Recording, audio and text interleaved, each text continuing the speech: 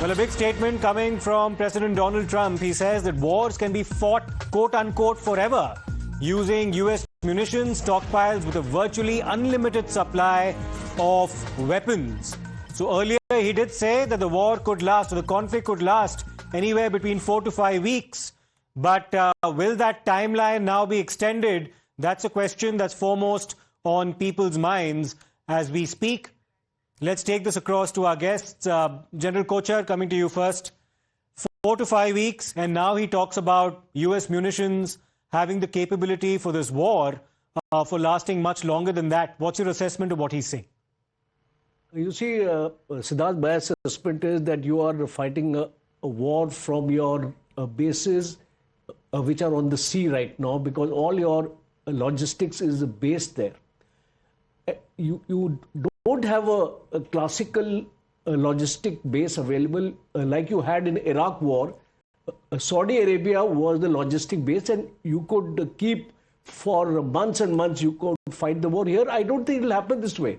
And secondly is the stockpile of missile is not endless with the United States. Okay. And that is why the earlier statement of Donald Trump was 4 weeks based on the assessment of his military commanders. Right.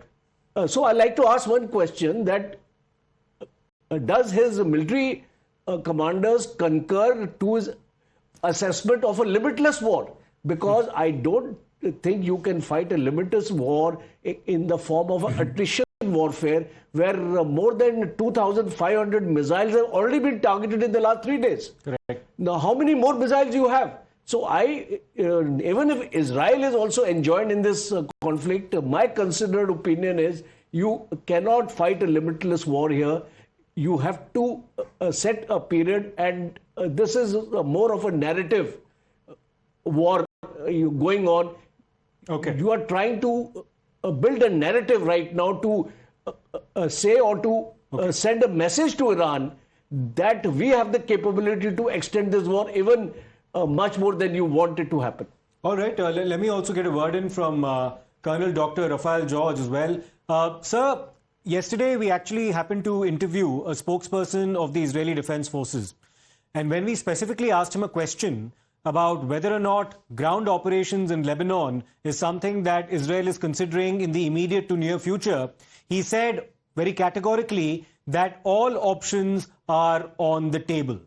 Now, Israel has already opened up a new front fighting the Hezbollah in Lebanon, and they've, of course, unleashed a series of targeted strikes, including killing Hezbollah's military intelligence chief. But do you see the possibility of ground operations there in the near future?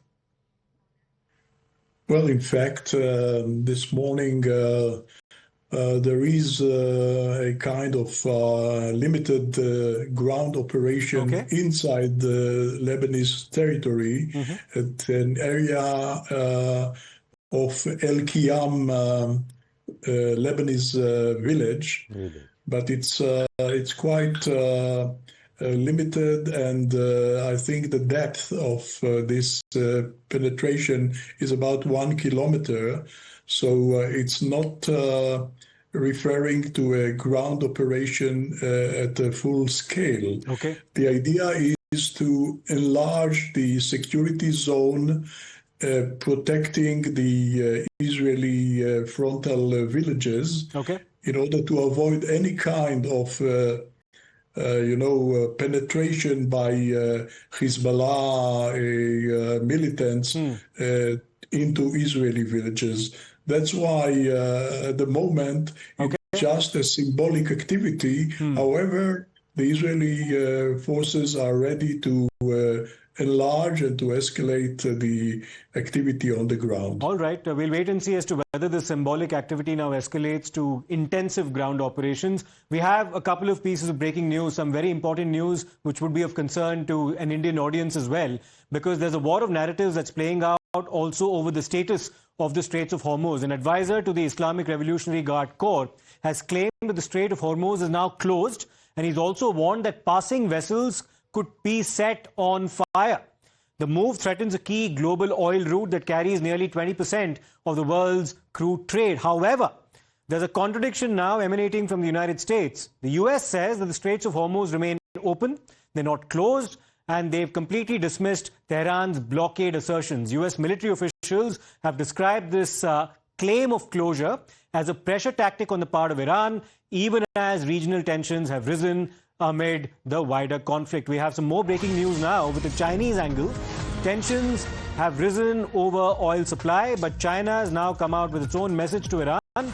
China has told Iran avoid attacking oil shipments after regional attacks have disrupted fuel supply. China has also pressurized Iran to open the Straits of Hormuz. It's urged Iran to not target key energy routes. This is a big statement indeed, because China is, of course, one of the largest beneficiaries of those oil supplies passing through the Straits of Hormuz. Earlier today, my colleague Sagarika put out this piece about the implications of the closure of Straits of Hormuz and how it affects countries like India as well, because we're heavily reliant on oil as well as LNG supplies running through that route. Here's that explainer. The media in Iran is reporting that an advisor to the IRGC commander has announced the Strait of Hormuz is closed and that any ship trying to pass will be set on fire. That is a serious statement. For India, it is not distant news. Why? Because the Strait of Hormuz is one of the most important energy routes in the world. Around 20 million barrels of oil move through it every day. That is nearly a fifth of global consumption. India imports about 85% of the crude oil we use, and around half of those imports come from Gulf countries who ship through this very strait. More than half of our LNG imports come from Qatar, and those cargoes also pass through this strait. A large share of LPG imports from the Gulf take the same route. India consumes over 5 million barrels of oil every day. So if traffic through Hormuz is disrupted for any length of time, global oil prices could move higher. And when oil is on the boil, our import bill could also rise. The rupee could feel the pressure. Inflation could get harder to manage, and eventually petrol and diesel prices face upward risk. And this is not about panic. This is about exposure. And yes, there are contrary statements also coming in from the US military.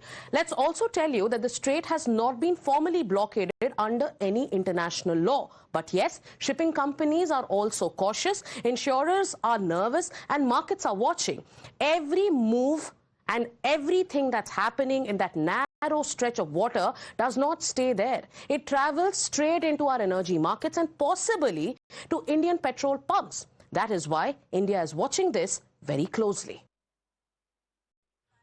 Well, we have lots of visuals now coming in from different parts of the Middle East about this conflict. Fresh visuals now from Tel Aviv in Israel, which show major blaze and massive plume of grey smoke. You can see these on your screens right now, rising into the night sky. These are visuals from last night as Iran had renewed its offensive against Israel. Air raid sirens pierced the darkness, reflecting escalating hostilities in the region. They've also reached Tel Aviv as well. And not just Tel Aviv in Israel, but skies over multiple cities across northern Israel have also erupted as multiple Iranian warhead missiles split mid-air, scattering fiery submunitions. What began as streaks of light, within fraction of a second, they detonated into rapid succession, shaking neighborhoods below. There was a massive ball of fire which lit up the night sky as well as Iranian missiles slammed into a US airbase in Bahrain. Also note that a naval base, a key strategic naval base of the United States, had also been struck yesterday. In visuals captured by residents from rooftops, this is very close to Manama, one can see the moment of the strike, and within seconds, explosions rattled the Sheikh Isa base in Bahrain. And what can also be considered as the gravest possible escalation in the Gulf so far, 2 drones hit the American embassy compound in Riyadh in Saudi Arabia, causing a massive fire. Loud explosions were also reported by locals in the neighborhood. Binding flashes and towering columns of smoke over the Iranian capital city of Tehran as America continued to pound Iran. Satellite videos that have been released by America's CENTCOM show precision as well as lethal strikes obliterating targets in very quick time indeed. Morning light after Israeli attack on Hezbollah in Lebanon. There was an arms cache as well that revealed a different scene over the Lebanese capital of Beirut. No flames inside, but dense grey smoke hanging heavily above the Lebanese skyline. White plumes drift slowly between high rises, blurring the outlines of buildings and settling like haze across large swaths of districts. Well, let's get a word in from Captain Akhilesh Saxena as well. Captain Saxena, the theatre of conflict has now expanded very widely indeed in the Middle East. The question that everyone's asking now is, will Kuwait, will the United Arab Emirates, will Saudi Arabia, will Bahrain now retaliate directly because their own assets and American assets in the region have been targeted? It's a very interesting question. If you really see what is the strategy of Iran as of now, see, compared to the last June where they fought for 12 days, they were mostly targeting over Israel and assets of Israel. They also know at this stage they cannot face the might of Israel and US combined, right? They very well know. So what is the strategy they are deploying? They are deploying the strategy just to bring the economic cost of this war, which is not only for Iran, which is for the entire economy by closing the, Strait of Hormuz. Now they are targeting the US assets in all these Arab countries, right? The message they are giving it to these countries that we are not targeting you, but we are targeting the US assets, because the same message goes to back home in US. And then once they start seeing, casualty in terms of their own soldiers, then there may be a repercussion and the war can be stopped. Now, all these countries, they may be side with the US, but one thing you need to understand that all the general public, they are mostly not liking the, US kind of having these assets or in their country. So many of these countries have got sympathies towards Iran. So it will not be easy for them to directly target Iran. And that's why you have not seen so much of direct response. I'd like to get a word in from Colonel Rathore as well. Colonel Rathore, let's dwell for a couple of minutes on the Straits of Hormuz, because we see a narrative war playing out there as well, something that General Kocher also alluded to. You have Iran basically threatening ships in the area, basically saying that we'll shoot you down in the event that you cross through these straits. The Americans have a different story to tell, claiming that the Straits of Hormuz have not been closed. And you have China now trying to bear upon Iran to not disrupt access in the Straits of Hormuz, because China is also a beneficiary of the oil that passes through that area. What's your take on what's happening in that narrative war? Siddharth, apart from the narrative, the first thing is that the Strait of Hormuz is important for the energy security of at least our part of the world. Now, Iran is firing missiles there. So they are claiming it's well within the range of Iran to inflict any damage on the Strait of Hormuz. And that's what they are doing. The assertion of United States that it is open. Open for what? Can the shipping take place in the present scenario where missiles and drones are firing? It is not there. And the maritime activity, civilian maritime activity has been ceased. There are few oil tankers, empty or laden, which are stranded there. So the thing is, Strait of Hormuz, whether it is open or closed, if there is no maritime activities of supplying energy from there, it is not happening. It is as good as closed. What US is implying is that Iran has not been able to sink any ship in the major sea lanes. There are two sea lanes, 6 miles wide sea lanes are there. The depth does not permit for the maritime activities to take place.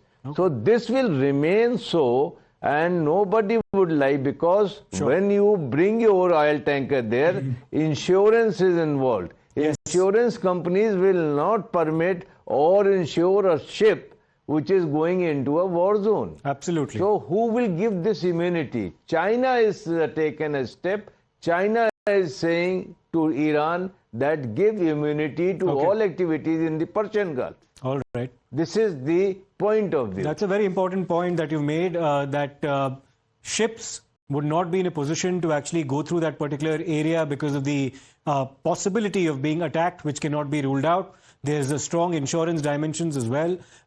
So we're headed for some tough times ahead, especially if this war ends up lasting for a duration of more than 4 weeks as predicted. We'll slip into a short break. We'll come back with our coverage of this on the other side. I'd urge our guests to stay with us as well. See you on the other side.